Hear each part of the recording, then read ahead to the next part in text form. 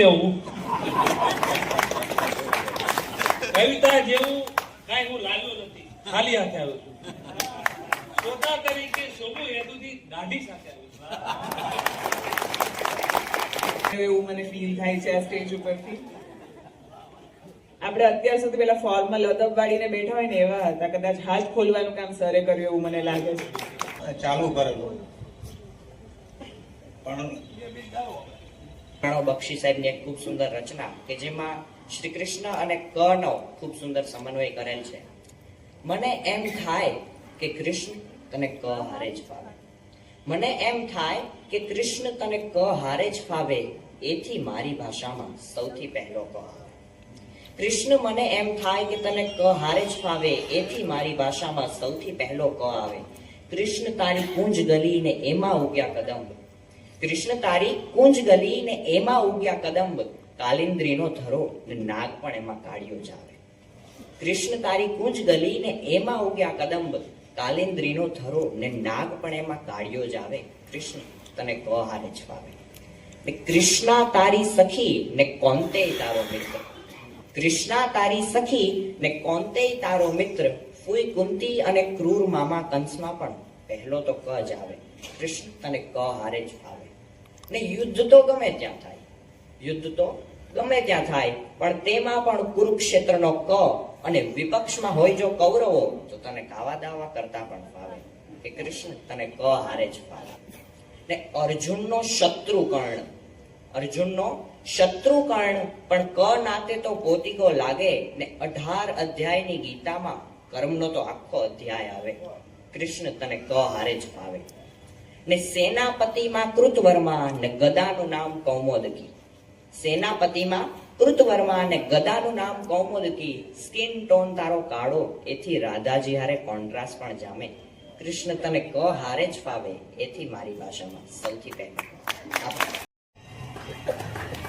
જીતેન્દ્રભાઈ સોઢા પોતે કેવું જીવ્યા, એમણે કલા સાથેનો નાતો કેવો છે એ કેવી રીતે બતાવ્યો, એમને મારે આ રિષભ મહેતાની એક પંક્તિ એક કવિતામાં સાર્થક કરીને બતાવું છે જ્યારે આ વિમોચન થઈ રહ્યું છે ત્યારે, કે ફૂલ ઝરતો હાથ લઈને ઝાકળ જેવી જાત લઈને, ફૂલ ઝરતો હાથ લઈને ઝાકળ જેવી જાત લઈને, સૂરજની એક વાત લઈને મારે તમને મળવું છે. તમને મળવા આવ્યા છે, કેવી રીતે મળવા આવ્યા છે એની આ એક વાત છે. તાળીઓનો ગડગડાટ સતત ચાલુ રહેવો જોઈએ કે ફૂલ ઝરતો હાથ લઈને ઝાકળ જેવી જાત લઈને, સૂરજની એક વાત લઈને મારે તમને મળવું છે. સાંજ ઢળિયાની હાશ લઈને, ઝલમલતો અજવાસ લઈને, કોરા સપના સાથ લઈને મારે તમને મળવું છે. તમે કદાચિત ભૂલી ગયા છો, તમે કદાચિત ભૂલી ગયા છો કદી આપણે કાગળ ઉપર ચિત્ર્યું તુજર ખળખળ વહેતું ને તરતી મૂકીતી હોડી. સ્થિર ઉભેલી તે હોડીને તરતી કરવા સરસર સરવા ઝરમર ઝરમર સાદ લઈને મારે તમને મળવું છે. ખોજ તમારી કરતા કરતા થાક્યો છું હું પાક્યો છું. ખોજ તમારી કરતા કરતા થાક્યો છું હું પાક્યો છું. હું પગમાંથી પગલું થઈ જઈને વિખરાયો કે વ્યાપ્યો છું. જ્યાં અટવાયો જ્યાં રગવાયો તે સઘળા માર્ગના સઘળો થાક લઈને મારે તમને મળવું છે.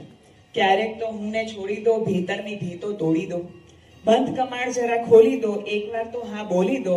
હા બોલો તો હાથમાં થોડા ચાંદલિયા ને તારલિયાની ઝગમગતી સોગાત લઈને મારે તમને મળવું છે. એ તમને મળવા આવ્યા છે પોતાનું પુસ્તક લઈને, તો ખૂબ બધી તાળીઓ સાથે તેમને આ પુસ્તકને પ્રોત્સાહન આપો. આ પુસ્તકની કિંમત 1500 રૂપિયા છે, પરંતુ આજે તેમણે આ પુસ્તકની કિંમત 1300 રૂપિયા રાખી છે. તો હું આપ સર્વેને નમ્ર અપીલ કરું છું કે તેમના પુસ્તકને આજે જ જ્યારે મારા હાથમાં આવ્યું અને મેં એનું ચોથું પાનું લખવાની શરૂઆત કરી ત્યારે મને એમ હતું કે આનું પ્રકાશન કેવી રીતે થશે, પણ થોડા દિવસ પછી જ સોઢા બાપુ પોતે આવ્યા અને પુસ્તક મને આપ્યું. તો મારે પહેલા ધન્યવાદ ડૉક્ટર મનોજ જોશીને આપવા છે. જોકે આજનો કાર્યક્રમ જોતા મારે પહેલા ધન્યવાદ લાખણસિંહભાઈને આપવા જોઈએ. લાખણસિંહભાઈ એ પોરબંદરને જીવતું રાખ્યું છે, ગોઠવે છે. આજે સવારે તો કે અકાદમીનો એક કાર્યક્રમ અહીંયાની મહિલા કોલેજમાં હતો અને ભરત મહેતા પણ એમાં ઉપસ્થિત હતા. પણ એ જુદી વાત છે. પણ લાખણસિંહભાઈ અકાદમીને અહીંયા લઈ આવે છે. તો લાખણસિંહભાઈ પોરબંદરની કલાઓને જીવતી રાખે છે એ બદલ આપણે આખા પોરબંદર વતી એને ધન્યવાદ આપીએ છીએ. બીજા ધન્યવાદ મનોજ અને મનોજના જીવન સંગીની એ પણ ડૉક્ટર છે, એમને વંદના નિવેદન. ન કપાય કે ન થાય જૂનો, ન ભીનો થાય કે ન જૂનો, ન કપાય કે ન બળે, ન ભીનો થાય કે ન જૂનો. કવિનો શબ્દ છે એ શબ્દનો વિકલ્પ નથી. એટલે જ્યારે પલાણ દાદા બોલે ત્યારે એમના શબ્દનો કોઈ વિકલ્પ ન હોઈ શકે. એટલા માટે, કારણ કે એ પોરબંદરને જે રીતે જાણે છે આપણે કોઈ નથી જાણતા, અને એટલા માટે એ આપણા માટે ગૌરવની વાત છે કે આપણી સાથે છે. તો ખૂબ બધી તાળીઓ સાથે આપણે તેમને વધાવી લઈએ. ગણી લેવું કવિતા જેવું કાંઈ હું લાવ્યો નથી, ખાલી હાથે આવ્યો છું. શ્રોતા તરીકે શોભું હેતુથી દાઢી સાથે આવ્યો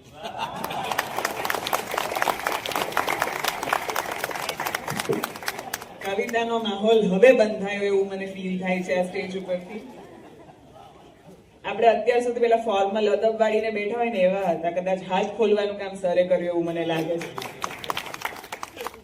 લગભગ 2005-6માં ચાલુ કરેલું, પણ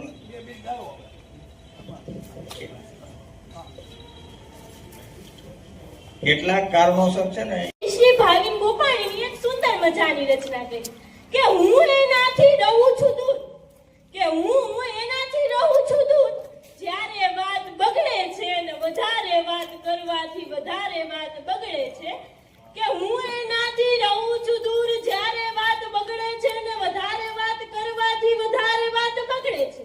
ને બધા માટે નવો અજવાસ એ ઉપકારક નથી હોતો, કે બધા માટે નવો અજવાસ એ ઉપકારક નથી હોતો. અહીં લાખો સિતારાની સવારે વાત બગડે છે ને જીવન સારું વિતાવ્યું, કે જીવન સારું વિતાવ્યું પણ મરણનું કોઈ જ નક્કી નહીં. મને દરિયે તો ફાવે છે પરંતુ કિનારે વાત બગડે છે. અસ્તુ. હવે તમે એમની વાણીને સાંભળી એટલે તમને અંદાજ આવી જ ગયો હશે કે એમનો સુપુત્ર એમનાથી ચડિયાતો જ છે. તો હું દર્શિલ ગોરાણીને વિનંતી કરું કે તે અહીંયા આવે અને કાવ્યપાઠ કરે. ખૂબ બધી તાળીઓ સાથે આ બાળ કલાકારને વધાવી લો. તે પોરબંદરનું ભવિષ્ય છે, એટલે તાળીઓનો ગડગડાટ સતત ચાલુ રહે. પુસ્તક વિમોચન અને કવિ સંમેલનના આ સંયુક્ત ઉપક્રમે અહીં પધારેલ સૌ મહેમાનોનું ખૂબ ખૂબ સ્વાગત છે. સૌપ્રથમ ભાવિન ગોપાણી સાહેબની એક રચનાથી શરૂઆત કરું છું. ખભો દેનારા મોડી રાતે આવી જવાના છે. ખભો દેનારા મોડી રાતે આવી જવાના છે અને પછી વહેલી સવારે સ્વપ્નને કાઢી જવાના છે. ખભો દેનારા મોડી રાતે આવી જવાના છે અને પછી વહેલી સવારે સ્વપ્નને કાઢી જવાના છે. ને બધાના હાથમાં પથ્થર ન આવી જાય એ જોજો. બધાના હાથમાં પથ્થર ન આવી જાય એ જોજો. સતત બે હાથ જોડી બધા થાકી જવાના. બધાના હાથમાં પથ્થર ન આવી જાય એ જોજો. સતત બે હાથ જોડી બધા થાકી જવાના છે. ને સ્વયંના પ્રેમમાં ડૂબેલા ઘરનું આજ છે ભાવિ, ત્યાં આયના લાગી જવાના છે. સ્વયંના પ્રેમમાં ડૂબેલા ઘરનું આજ છે ભાવિ, હશે જે સ્થાને બારી ત્યાં આયના લાગી જવાના છે.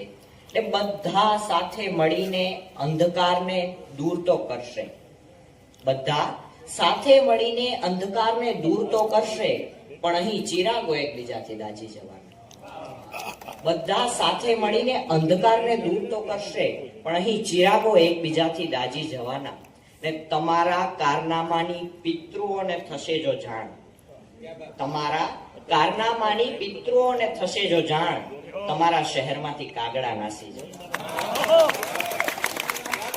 તમારા કારનામાની પિતૃઓને થશે જો જાણ. તમારા શહેરમાંથી કાગડા નાસી જવાના. ખભો દેનારા મોડી રાતે આવી જવાના છે ને પછી વહેલી સવારે સ્વપ્નને કાઢી જવાના છે. દિવસે સળગ્યા દૂર દૂરથી જોનારાને લાગ્યું કે ચમક્યા તા, એની ક્યાં છે કોઈને જાણ, અમે તે દિવસે સળગ્યા તા, ને જેના પગ પકડી અમને મોક્ષ મળ્યાનો આનંદ થયો. જેના પગ પકડી અમને મોક્ષ મળ્યાનો આનંદ થયો તો ઊંચું જોયું ત્યાં તો એને પણ કોઈના પગ પકડ્યા. ત્યારબાદ તેમનો એક બીજો શેર સંભળાવું છું કે દુઃખ નથી એનું કે વિરામ નથી, દુઃખ નથી એનું કે વિરામ નથી, પણ કામ કહેવાય એવા કામ નથી. દુઃખ નથી એનું કે વિરામ નથી, પણ કામ કહેવાય એવા કામ નથી.